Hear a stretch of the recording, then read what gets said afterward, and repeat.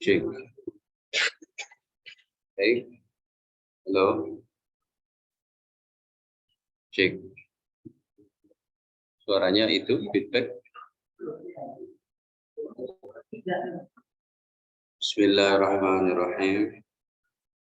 Assalamualaikum warahmatullahi wabarakatuh.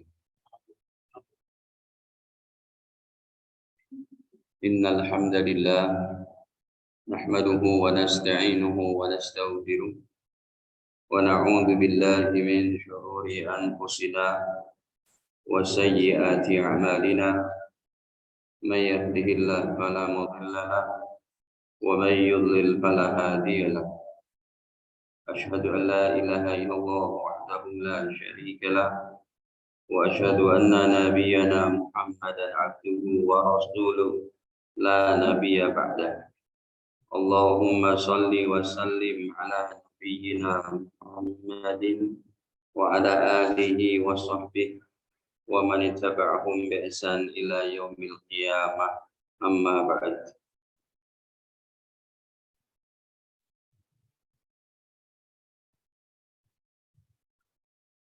Tunggu sebentar.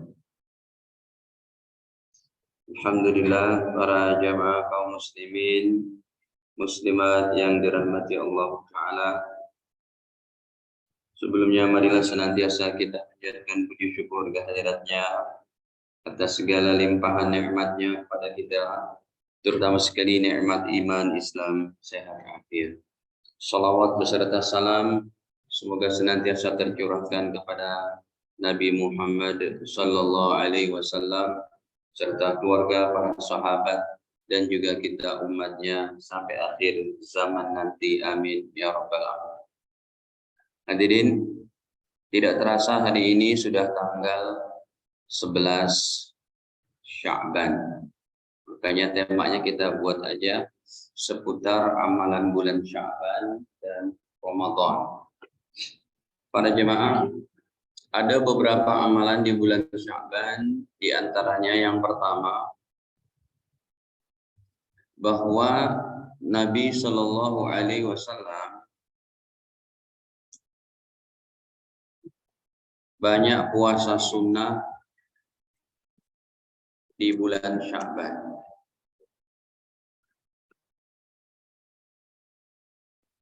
Ya, beliau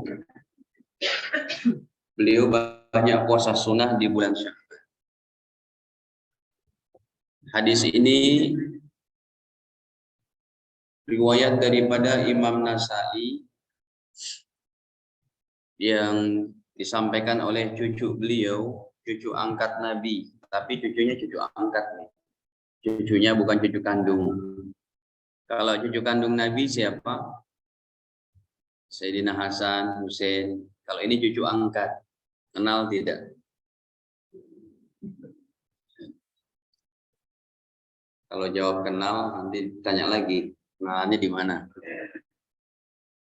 Cucu angkat Nabi siapa namanya? Usama bin Zaid.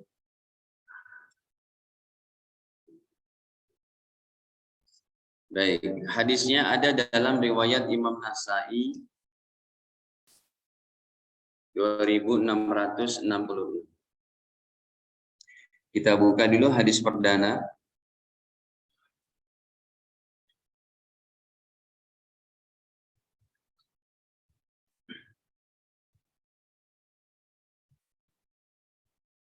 Pada Nasa'i Kubro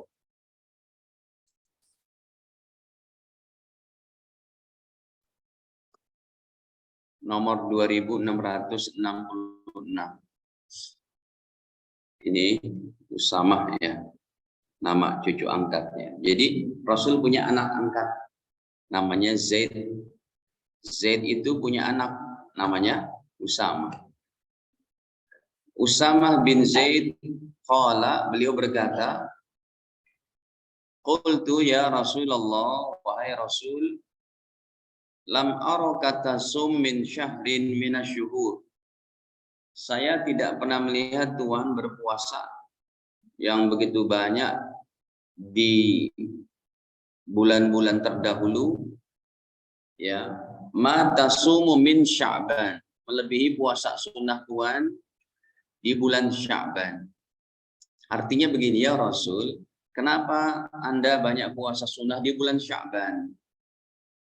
Maka qala, Nabi menjawab, dzalika syahrun, karena bulan Sya'ban itu satu bulan, yaghfulun nasu anhu, yang dilupakan oleh umat Islam, baina Rajab wa Ramadan, yang letaknya di antara bulan Rajab dan bulan Ramadan.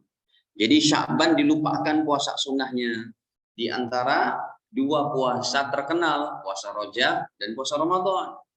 Makanya juga saya memuasai bulan Sya'ban. Baik. Kemudian yang kedua, bulan Sya'ban adalah bulan amal-amal kita dilaporkan kepada Allah yang per tahun. Berarti lebih penting. Makanya nama Sya'ban itu diambil dari bercabangnya amal-amal soleh. Tahajudnya, baca Quran, puasa sunnah. Kenapa umat Islam mengamalkan itu? Karena pada bulan ini amal kita yang setahun kemarin dilaporkan kepada Allah. Yang kedua, karena pada bulan Sya'ban ini amal-amal dilaporkan kepada Allah Ta'ala. Baik. Kita buka hadisnya, masih yang tadi lanjutannya. Ya Rasul, kenapa Anda berpuasa banyak di bulan Sya'ban? Yang pertama jawabannya, karena bulan Sya'ban dilupakan oleh umat Islam untuk berpuasa sunnah di antara Rajab dan Ramadan. Yang kedua, wa syahrun turfa'u fihil a'malu, bulan Sya'ban adalah bulan yang diangkat amal-amal kita kepada Allah. Ila Rabbil Alamin, dilaporkan amal-amal kita kepada Allah Tuhan semesta alam. Kata Nabi, fa uhibbu, maka saya suka ayyurfa amali, ketika amal saya diangkat dilaporkan kepada Allah, wa ana shaimun, sedangkan saya dalam keadaan berpuasa. Itu tujuannya. Baik. Nah, hadirin, ini sudah dua amal di bulan Sya'ban. Kalau kita tidak bisa puasa sunnah, silakan beramal yang lain. Kenapa? Karena apa yang kita mampu untuk beramal soleh lebih banyak di bulan ini, silakan, supaya laporannya di sisi Allah kita lagi banyak apa? Ibadah. Silakan tahajudnya. Mana tadi? Ya, kalau nggak bisa puasa ya tahajudnya dijaga, atau sholat sunnahnya juga dijaga, atau kalau bisa khatam Quran pada bulan Sya'ban. Khatam Quran 1 kali, ataupun bersedekahnya pada bulan ini, dan lain-lain. Tujuannya supaya kalau kita dilaporkan kepada Allah, kita sedang beramal soleh. Yang ketiga, di bulan Sya'ban ini ada satu malam yang dimuliakan oleh Allah. Namanya malam nisfu Sya'ban.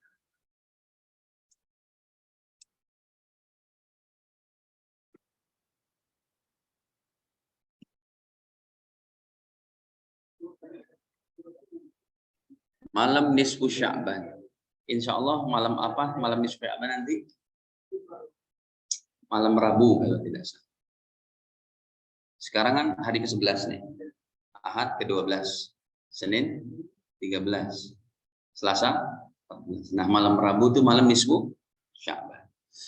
Hadirin, seorang ulama ahli hadis dari kalangan Salafi, namanya Syekh Albani.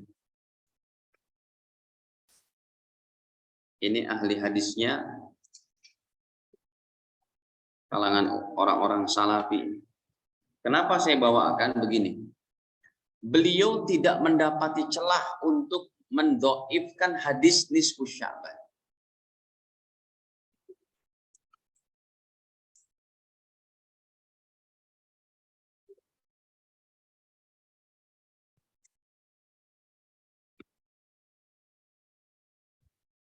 Karena hadis kunut subuh aja didhaifkan sama beliau. Ya. Beliau melemahkan nih hadis nisfu Sya'ban supaya lemah. Beliau nggak dapat celah itu.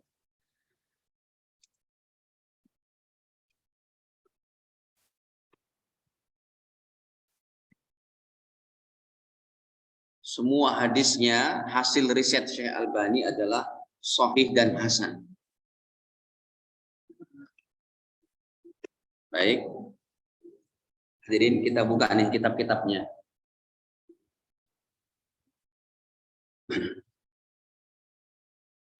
Apa sih tadi statementnya Syekh Albani? Tulisannya kebesaran nggak? Atau dikecilkan dikit? Nggak muat ya, cepat habis. Kalau gini kelihatan nggak?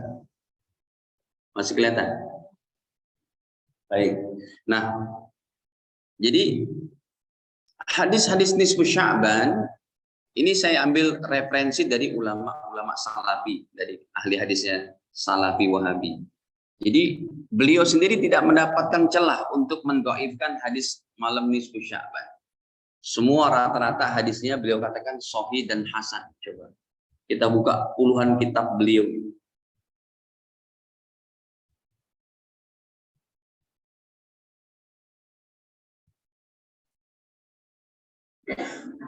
Ini kitab-kitabnya. Nggak lama kok, insya Allah cepat. Nih, yang pertama,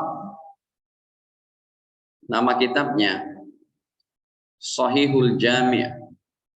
Kita baca dulu hadisnya. Nabi bersabda, Innallaha ta'ala, sesungguhnya Allah Subhanahu wa ta'ala, la yattali'u fi lailatin nisfi min Sya'ban. Allah memperhatikan para hambanya pada malam nisfu Sya'ban.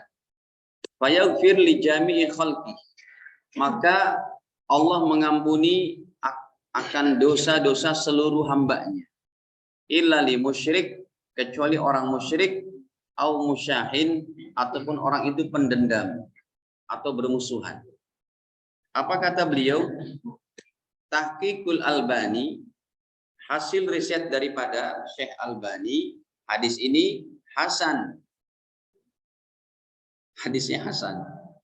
Nggak ada celah untuk beliau katakan dhaif. Yang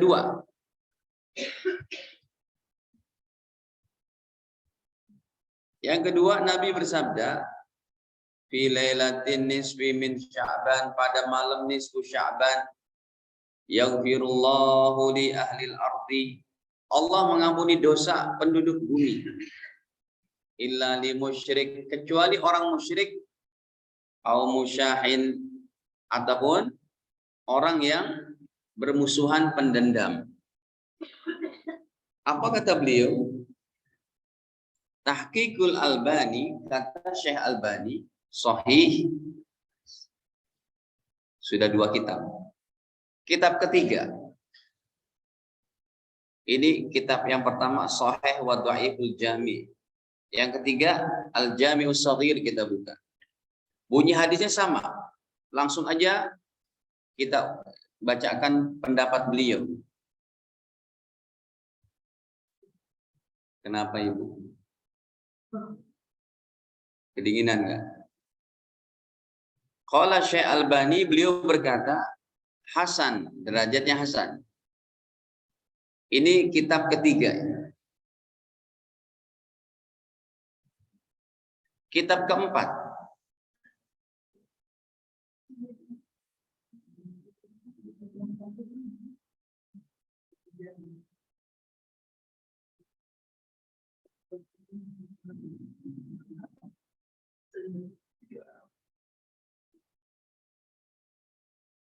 Ibu sakit-sakit ngaji ya, Masya Allah. Pahalanya double-double. Udah. Kayaknya enakan panas ya Pak, biar keringetan. Baik, kitab keempat ini. Qala Syekh Albani, beliau berkata, sahih. Kitab kelima, beliau katakan apa? Hasan sahih. Kitab keenam, hasan sahih. Kitab ketujuh, Sahih li ghairihi. Apa artinya hadis sahih li ghairihi? Dia menjadi hadis sahih, naik derajatnya dari hadis hasan. Tadinya hadis hasan, karena ada bantuan eksternal, jadi naik menjadi hadis yang sahih. Makanya sahih li ghairihi. Arti li ghairihi sebab mendapat bantuan dari jalur eksternal. Ya, karena banyak periwayatannya, banyak syawahidnya. Artinya hadis malam nisfu Sya'ban enggak ada yang lemah. Nah, ini pegang dulu nih. Kata kuncinya, malam nisfu Sya'ban, malam yang baik. Sekarang kita buka lebih senior dari beliau. Bapak Ibu masih ngikutin? Bu, Pak? Masih serius? Enggak pada ngantuk? Kalau ngantuk diminum dulu kopinya. Itu bapak yang biasa datang ke depan, memang di belakang. Siapa tuh? Semangat, Ustaz. Sini masuk, Pak.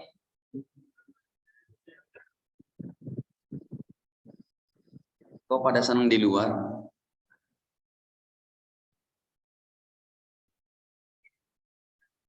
Untung jamaahnya yang di luar. Coba kalau ustadznya di luar. Menjelaskannya gimana? Baik. Hadirin, ini sudah kita pegang nih bahwa hadis-hadis tentang apa? Hadis-hadis tentang nisfu Sya'ban derajatnya hasan atau sahih. Enggak ada lain itu. Bahkan saya bawakan dari ulama paling strict dalam ilmu hadis zaman sekarang, Syekh Albani. Beliau tidak mendapatkan celah kecuali beliau berikan derajat hadisnya sahih ataupun hasan. Sekarang kita bawakan lebih senior, yaitu dari Imam Syafi'i. Bapak Ibu coba sebutkan Imam Syafi'i apa itu?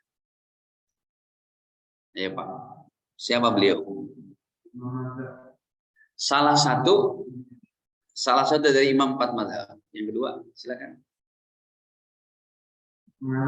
Kalau saya tanya gini, kenal sama Raffi Ahmad nggak? Siapa? Suaminya Nagita, gitu kan? Pada tahu kan? Punya Rans TV dan macam. Sekarang Imam Syafi'i, kita mau populerkan di orang akhirat. Ya. Beliau salah satu imam madzhab. Terus yang kedua? Apa? Hah? Lahirnya di Gaza. Lagi betul. Yang ketiga, muridnya Imam Malik. Yang keempat, yang lebih keren lagi, Pak. Beliau hafal Quran sejak usia 7 tahun. Yang lebih hebat lagi, satu-satunya ulama yang nasab darahnya bertemu dengan Rasul pada kakeknya. Kakeknya Rasul dan Imam Syafi'i sama Abdul Manaf. Nama Nabi Muhammad bin Abdullah bin Abdul Muttalib bin Hashim bin Abdi Manaf. Imam Syafi'i Muhammad bin Idris bin Abbas bin Utsman bin Syafi'i. Syafi'i nama kakeknya sahabat.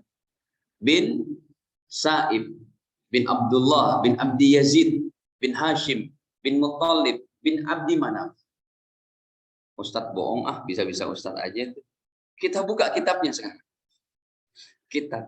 Itu ilmu hadis begitu, Pak. Mempelajari nama-nama orang itu. Ini lahirnya di mana.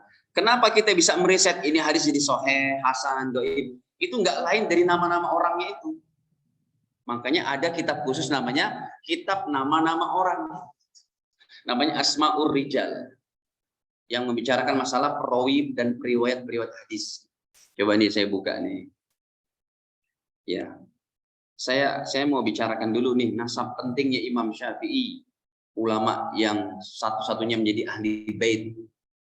Masih keluarganya baginda Nabi karena kakeknya bertemu dengan Abdu Manaf. Coba kita tulis ini. Tuh, sudah ada. Ini kitab Imam Nawawi yang segini. Segini deh, 20 jilid. Lihat. Beliau bicarakan dulu nih nasabnya Nabi Muhammad. Fi nasabi Rasulillah SAW. nasabnya baginda Rasul, jalur keluarganya. Beliau namanya adalah Muhammad Abul Qasim, Muhammad bin Abdullah bin Abdul Muttalib bin Hashim bin Abdul Manaf.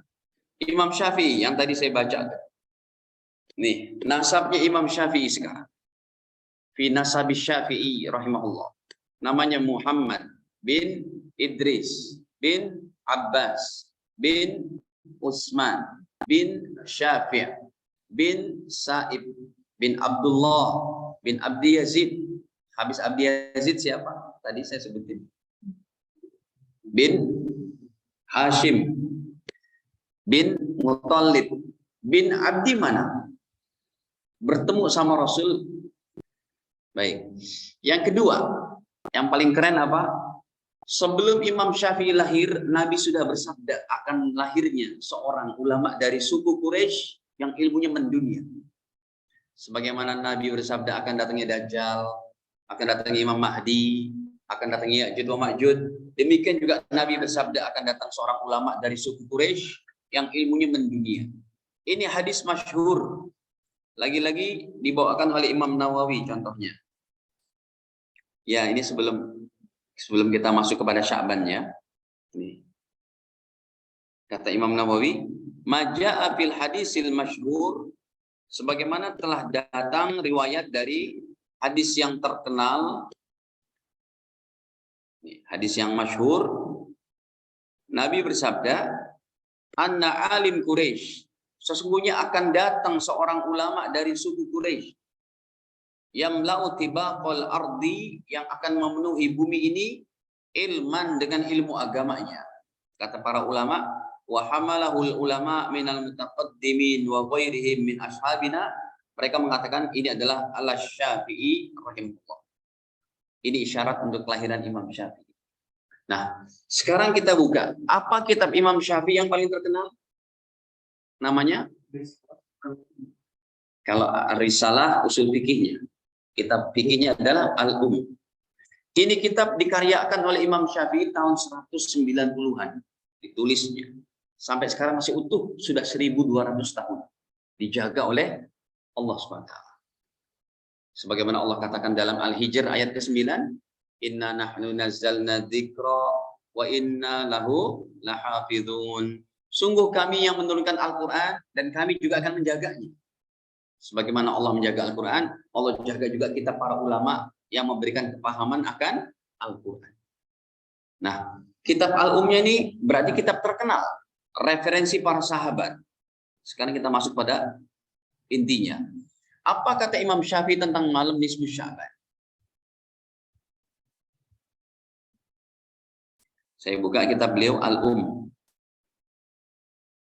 Nih Bapak Ibu, kitab beliau.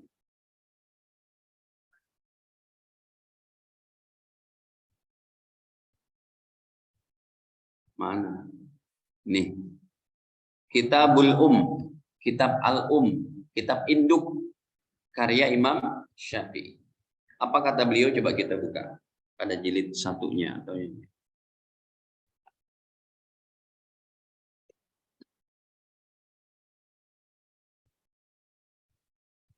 Qala Syafi'i rahimahullah, berkata Imam Syafi'i, wa balaghana, telah sampai kepada saya, kata beliau. Ya, telah sampai kepada kami, annahu kana yuqal, bahwa sungguhnya dikatakan, inna doa, berdoa itu sesungguhnya yustajabu, diijabah, fi khamsi layalin, pada 5 malam. Doa lebih diijabah oleh Allah, lebih diperhatikan pengkabulannya oleh Allah pada 5 malam. Yang pertama, kata beliau, fi lailatil jum'ati, malam Jumat. Jadi malam Jumat nggak benar tuh ada kata-kata sunnah Rasul.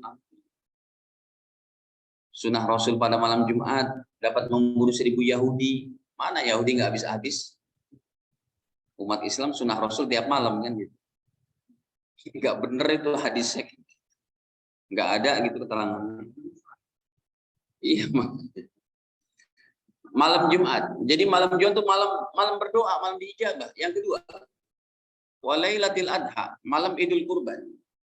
Yang ketiga, walailatil fitri, malam Idul Fitri. Yang keempat, wa awwal lailah min Rajab, malam pertama bulan Rajab. Yang kelima, walailatin nisfi min Sya'ban, pada malam nisfu Sya'ban. Jadi malam nisfu Sya'ban, malam baik itu sudah dari murid para sahabat dan tabi'in kayak Imam Syafi'i. Udah dipahami sejak zaman itu, malam nisfu Sya'ban malam berdoa. Karena hadirin, saya memandang ulama Indonesia lebih peka memahami ilmu dan pelajaran. Sebab dalil ini saya nggak dapati ketika kami baca kitab dan belajar dari ulama Mekah Madinah tuh saya nggak dapati kayak begini dalil. Nggak nyampe akal mereka memikirkan hadis nisfu Sya'ban tuh nggak sampai. Kenapa ulama Nusantara mengadakan malam nisfu Sya'ban dan baca Yasin 3 kali? Itu mereka nggak sampai. Mereka cuma bisa mengatakan nggak ada contoh Nabi, bid'ah, masuk neraka. Udah beres. Nggak mau mikir gitu. Coba hadirin, dalam kaidah fikih hukum ada 5.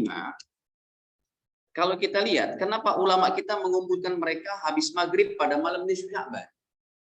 Karena kalau dibiarkan pulang begitu saja umat Islam habis sholat maghrib, paling di rumah cuma apa?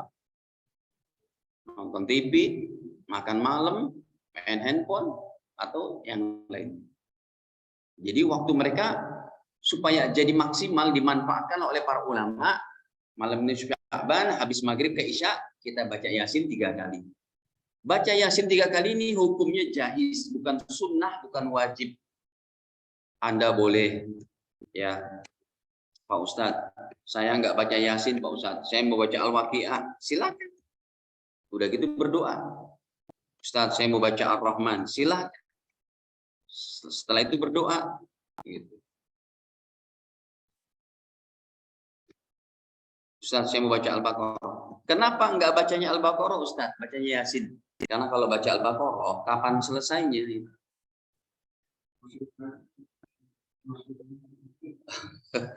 Kapan selesainya kalau baca Al-Baqarah? Saya sendiri pribadi kalau malam nisfu Sya'ban, kita udah baca itu dari subuh tanggal 14-nya.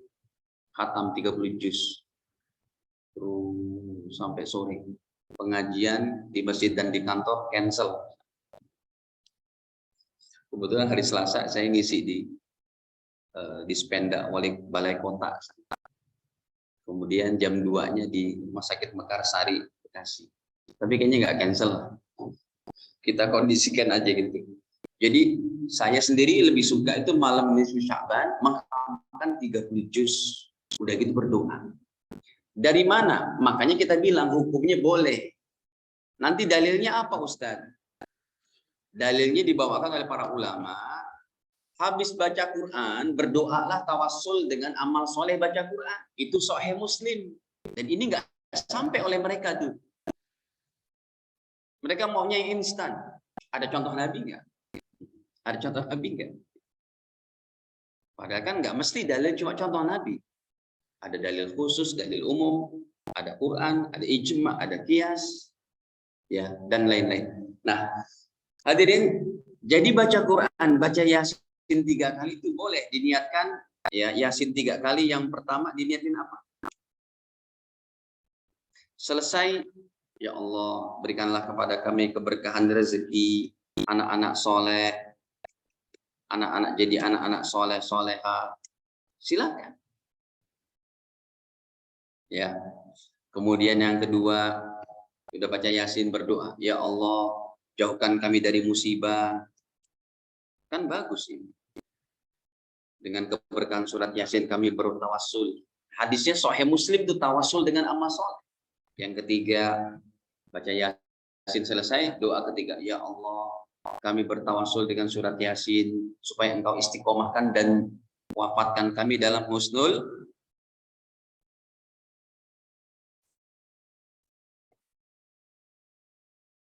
Baik, ini hadisnya Sahih Muslim 7125. Ini terkenal sih hadisnya, Pak. Bapak ngerti nggak? Nah, apa? 3 orang terperangkap di goa. Itu dalil tawasul dengan amal soleh. Jadi nggak salah juga gitu. Ulama kita tuh dalam, ulama Indonesia. Saya belajar di sana nggak dapati dalil ini, kecuali setelah bertanya sama Mu'alim Syafi'i Hazami, ya, kepada Buya Saifuddin Amsir, kepada Kiai Haji Maulana Kamal Yusuf. Kita bertanya dari Kiai Haji Abdullah Syafi'i. Dulu saya ngaji di sana tuh masih SD. Masih ingat saya. Sama Kiai Haji Khalid Samai. Sama Kiai Haji siapa lagi? Abdurrahman Nawi. Ya, udah pada meninggal sih. Ya. Yang ada sekarang yang paling sebut tuh Kiai Haji Maulana Kamal Yusuf yang di Paseban, ya, di Masjid An-Nur. Hadirin, jadi saya menganggap nih melihat, kami bertanya kepada ulama Saudi, kalian tahu nggak? Hal ta'rifuna nahnu hina nadkhul fi lailatin nisbi min Sya'ban. Indana al-nashatat kama kan al-an ba'da al-maghrib naqum bi qira'at Yasin 3 marrat kada wa kada. Hal ta'rifuna ad-dalil? Saya tanya. Tahu nggak dalilnya gimana? Mana ada kayak gitu? Nggak sampai mereka. Mereka cuma taunya yang instan, mau instan. Ada hadisnya. Makanya wajar ketika mereka mengeluarkan label-label ini nggak ada fatwa Nabi, bid'ah. Karena instan maunya. Nggak masuk ke usul fikih, nggak ke fikihnya, apalagi usul fikih. Ya, baik. Hadirin, jadi baca apapun, berbuat apapun silakan malam itu, yang penting banyak berdoa. Nah, ini cara ulama saja untuk memanfaatkan, memaksimalkan malam nisfu Sya'ban supaya jangan sia-sia begitu. Ditambah lagi dengan hadis kalau kita berkumpul, apalagi berkumpul dalam riungan di masjid, 1 orang berdoa yang mengaminkan, itu ada jaminan diijabah, kan begitu. Ada silaturahimnya juga nilainya itu. Baik. Nah, ini kita buka nih hadisnya 7125. Tadi udah Bapak katakan. Ya, betul, 3 orang yang terperangkap di goa. Nabi bercerita semata-mata untuk kita jalankan ceritanya itu. Diizinkan oleh Nabi dengan berdoa mengandalkan amal soleh. Sahih Muslim 7100. Nih. Ini 5.000, kita buka yang 7.000. Ini dia. Nabi bercerita, panjang banget hadisnya, saya singkat aja ceritanya, terjemahnya. Bainama salah satu nafarin, ketika ada 3 orang sedang yatamasyauna berjalan, akhodahumul mator, tiba-tiba mereka terkena hujan deras. Fa'awaw ila gharin, kemudian mereka berteduh di satu gua. Fi jabalin minal jabal, yang berada di gunung sana. Pantobakot alaihim, tiba-tiba mereka ketutupan sama batu besar. Akhirnya mereka nggak bisa keluar tuh, udah didorong nggak bisa keluar, batunya besar. Faqala ba'duhum li ba'din, akhirnya mereka berkata di antara mereka, unzuru a'malan, ayo coba kita lihat amal-amal yang pernah kita kerjakan, sholihatan lillah, yang ikhlas karena Allah. Coba kita berdoa dengan amal itu. Baik, yang pertama, apa yang pertama? Dia mendapat gaji susu perah yang dia perah. Dia kerja di pabrik, di peternakan sapi perah. Gaji hariannya itu 1 gelas besar, selalu beliau kasih kepada ayah ibunya. Satu ketika beliau lembur, pulangnya kemalaman, bapak ibu udah tidur. Anak-anaknya nangis, Pak minta susu Pak, nanti ya nak, kakek nenek belum minum, ya kalian tidur aja dulu. Saya tunggu bapak ibu saya sambil berdiri sampai subuh. Karena saya ingin berbakti kepada ayah ibu saya. Setelah mereka bangun, diangetin, diminumin. Ya Allah, kalau amal yang saya kerjakan ini ada baiknya di mata Engkau, ya Allah, tolong bukakan daripada kesusahan kami ini, ya Allah. Dijabah oleh Allah, itu bergerak dengan kehendak Allah. Batunya terbuka, rek, baru segini. Berarti berdoa dengan tawasul itu lebih cepat diijabah. Makanya para ulama pakai hadis ini untuk amalan nisfu Sya'ban. Bacanya Yasin atau yang lainnya. Yang kedua, seorang yang dia punya sepupu cantik sekali.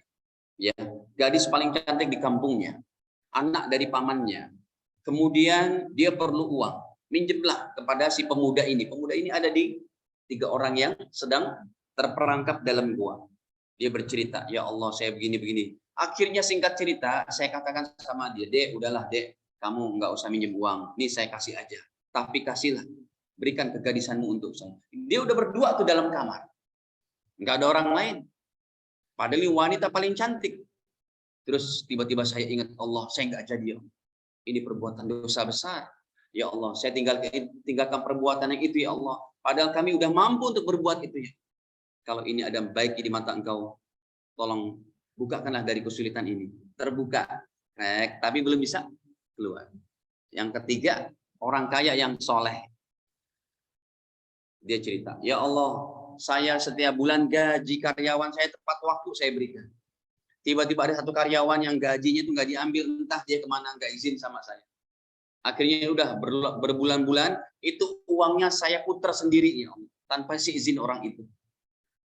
Karena saya pintar berbisnis, jadilah kambing, onta, sapi sebanyak-banyaknya. Sudah berapa lama barulah dia datang. Assalamualaikum bos, mana uang saya? Kata si bos, nih kamu nih yang salah, bukan saya. Saya nggak pernah menzolimi karyawan saya. Ini owner perusahaan yang sangat baik, Pak. Iya bos, mohon maaf, saya nggak izin waktu itu, ada mendadak urusannya. Baik, sekarang kamu apa? Mana gaji saya bos? Apa kata si bos? Itu lihat di lembah sana. Lihat lapangan itu, banyak nggak ontak sama sapi, sama kambing? Banyak bos, emang bos pinter memutar uang, apa tuh? Berbisnis, kata si bos. Itu gajimu tuh yang saya putar, udah jadi selembah daripada sapi dan ontak. Sono ambil, bos jangan bercanda bos. Betul, ambil sono. Kira-kira kalau bosnya Anda gimana? Nih gajimu, sana pergi sudah. Ya Allah, ini saya lakukan ikhlas karena Engkau. Terbuka, lebar. Jadi mengandalkan amal soleh untuk berdoa syar'i. Itulah yang dipakai ulama kita hadis Sahih Muslim untuk malam nisfu Sya'ban. Bapak Ibu juga boleh tiap malam berdoa ataupun ada kesulitan yang sangat emergensi, darurat. Anda pernah berbuat amal soleh apa? Ya Allah, saya dulu pernah khatamkan Quran dalam waktu 3 hari ya Allah. Sekarang saya dalam kesulitan ya Allah. Saya bertawassul ya Allah dengan amal soleh yang pernah saya kerjakan. Apabila itu ikhlas, ada nilainya di sisi Engkau ya Allah. Mudahkanlah urusan saya, ijabah doa saya. Boleh. Ustadz, apakah amalnya ini habis? Tidak. Karena Rasulullah tidak akan mengajarkan perkara yang sia-sia. Kalau habis sia-sia berarti kan? Bukan habis, tapi malah bertambah. Yang nggak boleh itu kita menyebutkan amal kita ke hadapan Pak, saya pernah gini loh Pak. Itu nggak boleh. Sampaikan saja kepada Allah. Dah.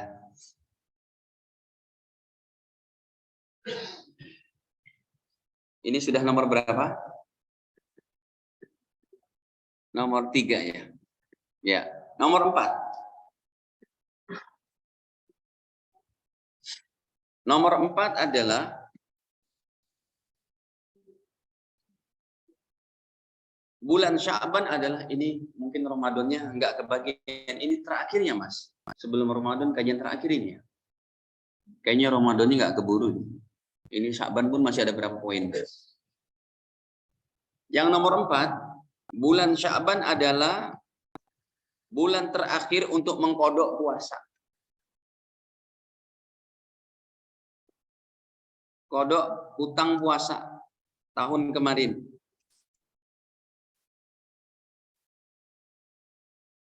Ini hadisnya ada dalam 1849 riwayat Imam Bukhari. Dari Ibunda Aisyah. Beliau itu yang berkata. Jadi perkataan Bunda Aisyah. Coba kita buka. Ya. Sahih Bukhari 1849. Baik. Ini sudah ada. Ya. Dari Abu Salamah, mana tadi? Aisyah berkata, nih. Aisyah taqul, beliau berkata, Kana alayya shaum. Saya punya hutang puasa min Ramadhana, dari Ramadan tahun kemarin. Fama astati'u an aqdiya, maka saya belum bisa mengkodoknya illa fi Sya'ban, kecuali di bulan.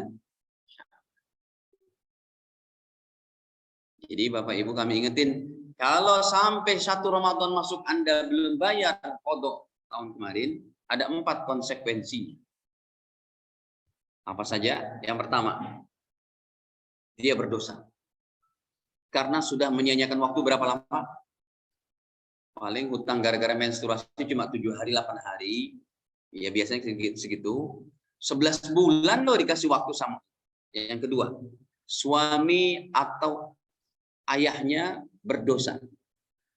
Ikut berdosa bila suami atau ayahnya tidak mengingatkan keluarganya.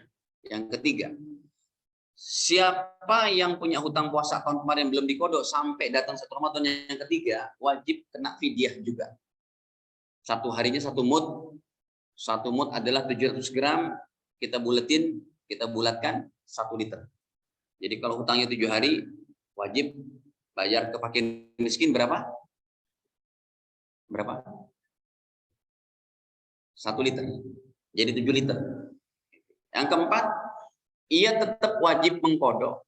Perlu ditulis ya, Bapak Ibu. Ya, bila sampai 1 Ramadan belum dikodok juga, maka ada 4 konsekuensinya. Yang pertama, berdosa. Yang kedua, suami atau ayahnya juga berdosa karena tidak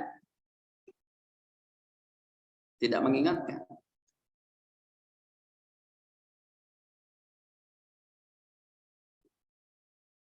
Yang ketiga, wajib fidyah. Ya, 1 hari 1 mud. 1 mud 700 gram.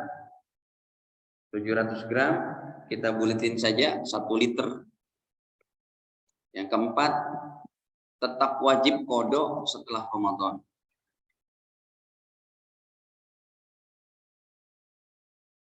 Gitu.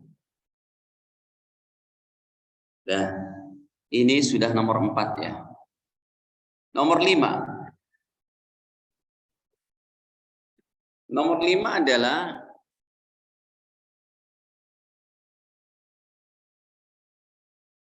bila sudah masuk nisfu Sya'ban, dilarang puasa sunnah kecuali bagi yang istiqomah.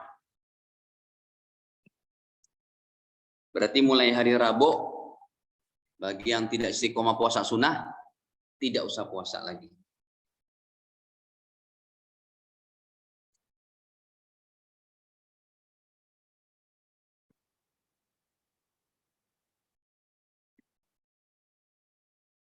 Bagi yang tidak biasa, yang tidak istiqomah. Hadisnya kami dapati riwayat Imam Tirmidzi pada 743. Derajatnya beliau katakan hasan sahih. Coba kita buka.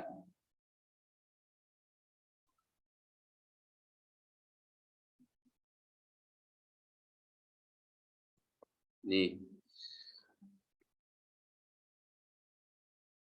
Nabi bersabda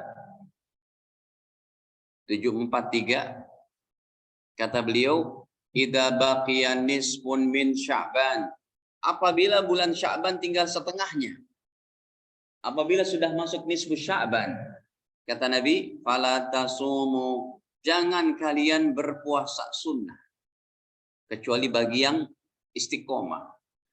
Oke, kita contohin aja biar gampang dipahami. Bapak Ibu, ini hadisnya bicara hanya masalah puasa sunnah.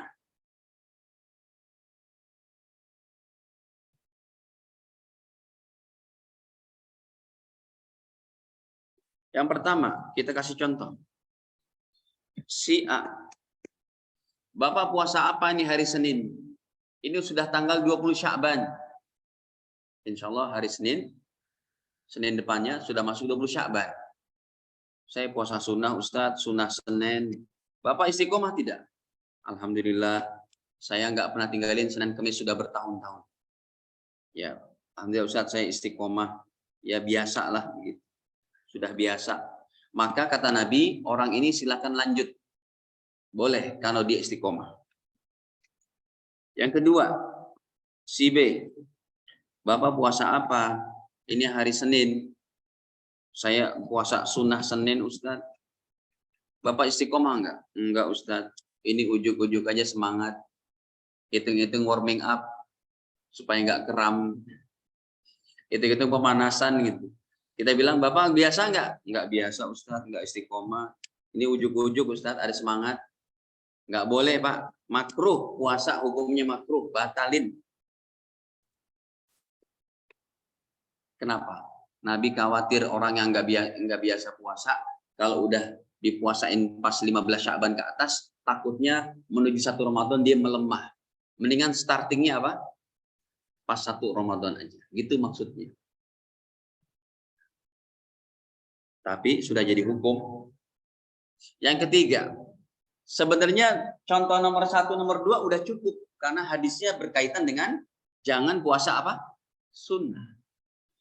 Itulah ilmu hadis harus bersanding